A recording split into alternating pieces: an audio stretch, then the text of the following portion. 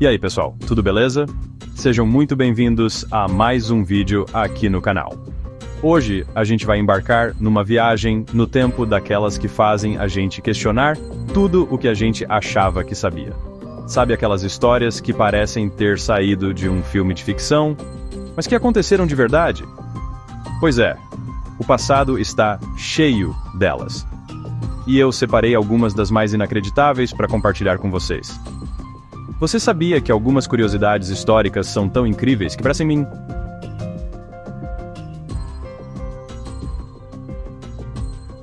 Hoje vamos descobrir 3 fatos surpreendentes que vão te deixar de queixo caído. A gente vai falar sobre uma rainha egípcia que, pasmem, está mais perto da nossa era tecnológica do que da construção dos maiores símbolos do seu próprio império. Também vamos investigar um imperador famoso que passou por um aperto um tanto quanto peludo, digamos assim. E para fechar com chave de ouro, uma epidemia que não era de doença, mas de dança. Então, já vai preparando. A pipoca se ajeita na cadeira e abre bem os ouvidos e os olhos. Porque a jornada de hoje promete revirar suas concepções sobre o passado. Tenho certeza que, ao final deste vídeo, você vai olhar para os livros de história com um olhar completamente diferente. Bora nessa aventura maluca pelo tempo? Solta a vinheta. Para começar essa nossa jornada de curiosidades que explodem a mente, vamos falar de uma figura que todo mundo conhece, ou pelo menos acha que conhece. Cleópatra, rainha do Egito, famosa por sua beleza, inteligência e, claro, seus romances com Júlio César e Marco Antônio. Quando a gente pensa em Cleópatra, automaticamente a imagem que vem à cabeça é a do Egito Antigo, com suas pirâmides majestosas, faraós e todo aquele imaginário que os filmes de Hollywood ajudaram a construir, não é mesmo? Pois bem, segurem-se nas cadeiras, porque a realidade temporal da Cleópatra é um pouco diferente do que a maioria imagina. Vamos pensar nas grandes pirâmides de Gizé, aquelas que são o cartão postal do Egito, o símbolo máximo dessa civilização milenar.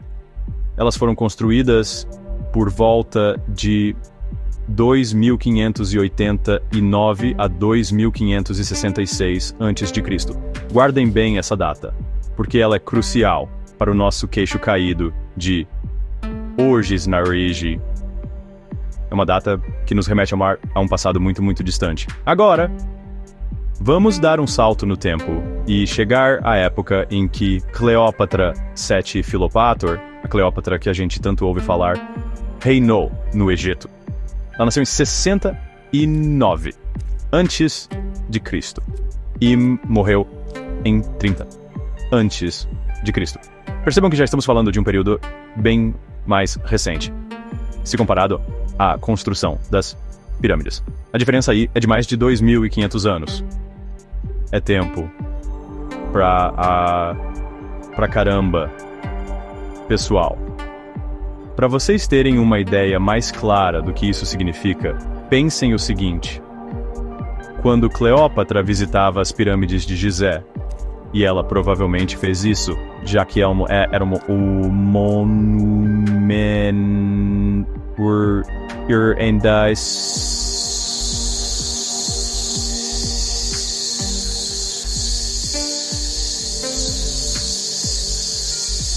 até mesmo na época dela. Ela estava olhando para construções que eram tão antigas para ela quanto, por exemplo, o Império Romano Clássico para nós hoje em dia. É como se a gente visitasse o Coliseu em Roma. É antigo, mas a distância temporal é similar. Agora vem a parte que realmente buga a nossa mente. Cleópatra viveu de 69 a.C. a 30 a.C. O primeiro iPhone, esse aparelho que revolucionou a nossa comunicação e que muitos de vocês podem estar usando para assistir a este vídeo foi lançado em 2007, depois de Cristo. Se a gente fizer as contas da morte de Cleópatra até o lançamento do iPhone, passaram-se aproximadamente 2037 anos. Parece muito, né? Mas comparem agora com a distância entre a Cleópatra e a construção da Grande Pirâmide, mais de 2.500 anos. Isso mesmo que vocês ouviram. Cleópatra viveu mais perto no tempo do lançamento do primeiro iPhone do que da construção das grandes pirâmides de Gizé. É uma daquelas informações que fazem a gente reavaliar toda a nossa linha do tempo mental sobre a história antiga. A antiguidade não é um bloco único e homogêneo. É chocante pensar que o mundo de Cleópatra, com a Biblioteca de Alexandria em seu auge, com o Egito sendo influenciado pela cultura helenística e já em contato direto com a potência emergente de Roma, estava cronologicamente mais próximo da nossa era digital do que dos faraós que ergueram as pirâmides. O Egito das pirâmides era uma civilização ancestral, até mesmo para ela, um legado de um passado remoto e glorioso. Essa percepção nos ajuda a entender melhor a complexidade e a longa duração da civilização egípcia. Não foi um período curto, mas uma sucessão de dinastias, impérios, transformações culturais e tecnológicas que se estenderam por milênios. Cleópatra representa o fim de uma era para o Egito independente, um momento de transição para o domínio romano muito distante dos construtores originais das pirâmides. Então, da próxima vez que você vir uma representação de Cleópatra ao lado das pirâmides, lembre-se que para ela aquelas estruturas já eram antiguidades veneráveis, monumentos de um passado quase tão distante quanto o Império Romano é para nós. É uma perspectiva que muda tudo, não acham? A história está cheia dessas surpresas. E a gente mal começou a desvendá-las por aqui. Fica aí essa reflexão. O quão antigo é o antigo? E como nossa percepção de tempo pode ser facilmente distorcida pela forma como agrupamos os eventos históricos. Cleópatra, uma figura do mundo clássico, quase na fronteira com a nossa contagem de era comum. Olhando para um passado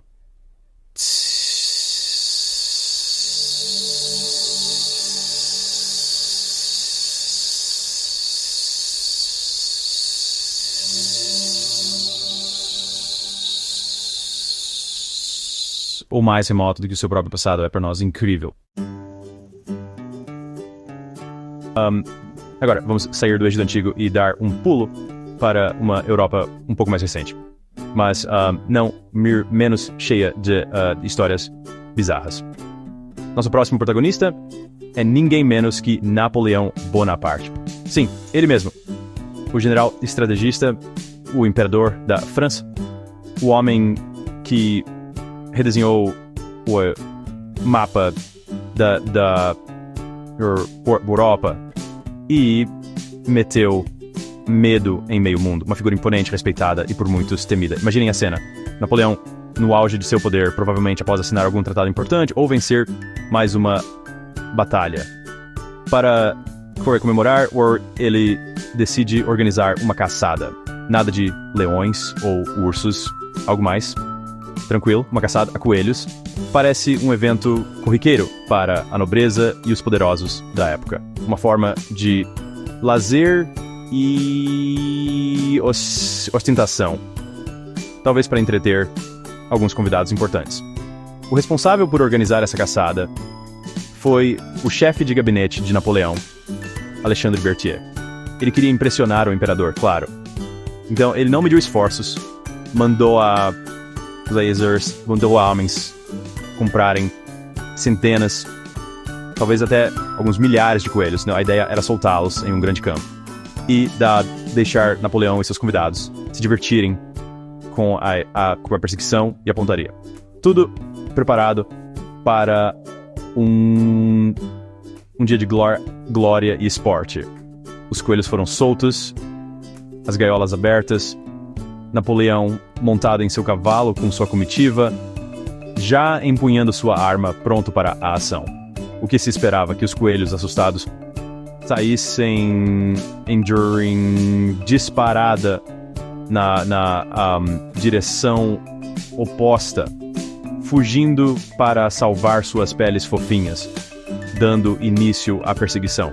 Mas, meus amigos, a história nem sempre segue o roteiro que a gente espera, especialmente quando envolve animais.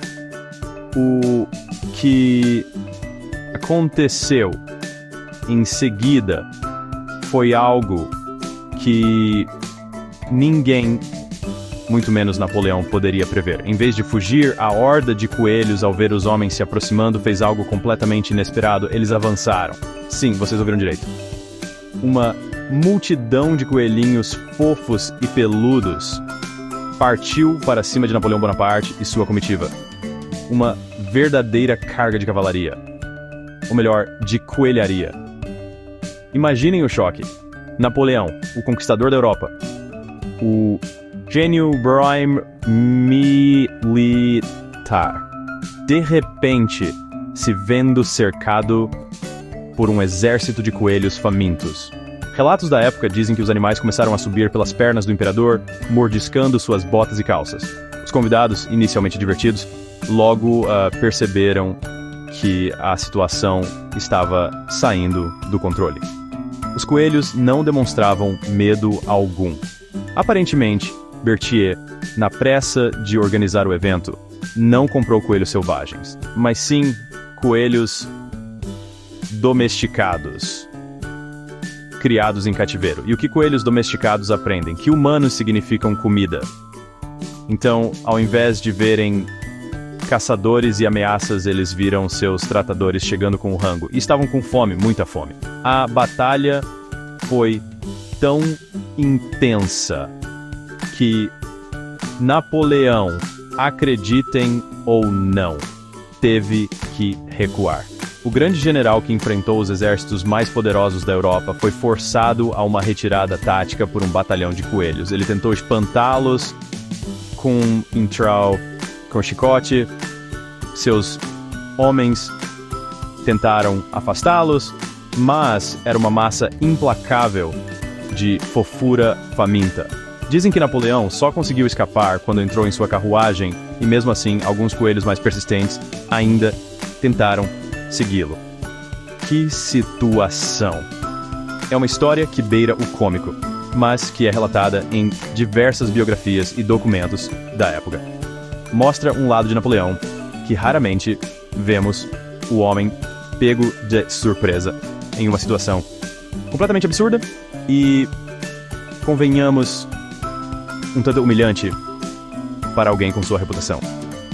Uma prova de que não importa o quão poderoso você seja, a natureza, ou coelhos famintos, sempre pode te pregar uma peça. Essa história nos lembra que mesmo as figuras históricas mais imponentes eram humanas, sujeitas a imprevistos e momentos de vulnerabilidade, por mais bizarros que fossem. E também nos ensina uma lição valiosa. Se for organizar uma caçada de coelhos, certifique-se de que eles são selvagens. E, principalmente, que não estão esperando o almoço. Napoleão certamente aprendeu essa da maneira mais difícil e peluda possível. Para fechar nossa trinca de curiosidades históricas de cair o queixo, vamos para Estrasburgo, na França, no ano de 1518. Preparem-se, porque essa história é uma das mais bizarras e misteriosas que eu já encontrei. Estamos falando de uma epidemia, mas não uma doença comum como a peste ou a gripe. Estamos falando de uma epidemia de dança. Sim, você não ouviu errado. Uma febre de dança incontrolável. Tudo começou em julho de 1518, com uma mulher chamada Frau Troffea. Um belo dia, ela saiu à rua e simplesmente começou a dançar. Não era uma dança alegre de festa, mas uma dança frenética, compulsiva, sem música aparente. Ela dançou por horas, dias a fio, sem conseguir parar. As pessoas olhavam. Algumas achavam graça, outras ficavam preocupadas, mas ninguém imaginava o que estava por vir. Em poucos dias, o comportamento de Frau Troffea começou a se espalhar.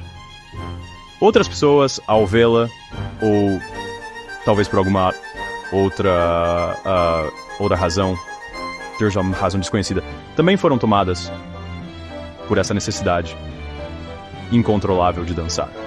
Em uma semana, mais de 30 pessoas estavam dançando pelas ruas de Estrasburgo. Elas não comiam, não dormiam direito, apenas dançavam, giravam, pulavam até a exaustão completa.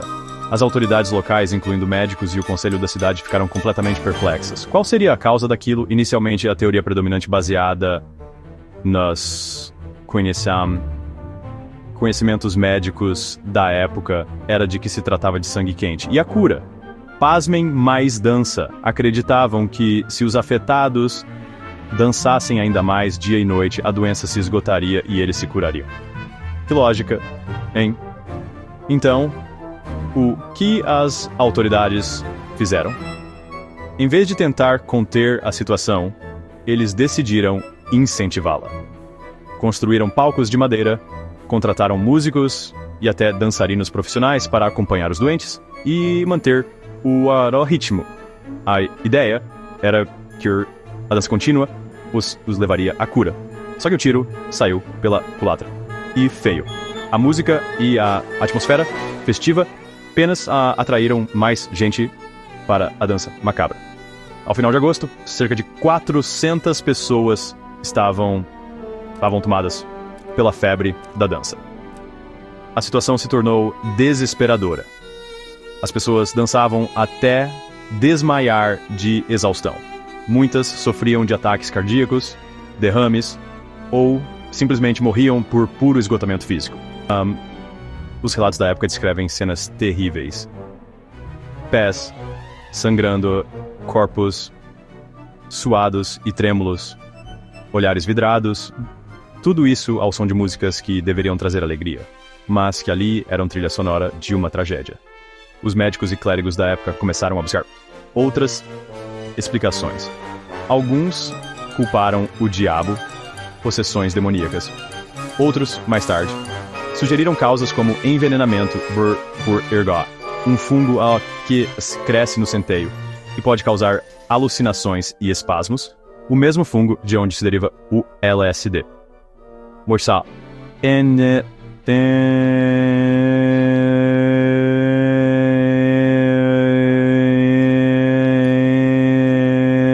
Sintomas da epidemia de dança não se encaixam perfeitamente com os do ergotismo convulsivo, né? Outra teoria popular é a da histeria em massa ou psicose coletiva. Estrasburgo, na época, passava por um período de grande estresse social, fome, doenças e pobreza eram generalizadas. Acredita-se que essa pressão psicológica extrema pode ter levado a um surto de histeria, onde a dança se tornou uma válvula de escape bizarra e contagiosa, quase como o transe coletivo. A epidemia de dança de 1518 não foi um caso isolado, embora tenha sido um dos mais bem documentados e de maiores proporções. Houve outros surtos semelhantes na Europa entre os séculos XIV e XVII. Eventualmente, a febre de dança em Estrasburgo diminuiu, mas não sem antes deixar um rastro de mortes e um mistério que intriga historiadores e cientistas até hoje. As autoridades, por fim, proibiram danças públicas e levaram os afetados a santuários para rezar.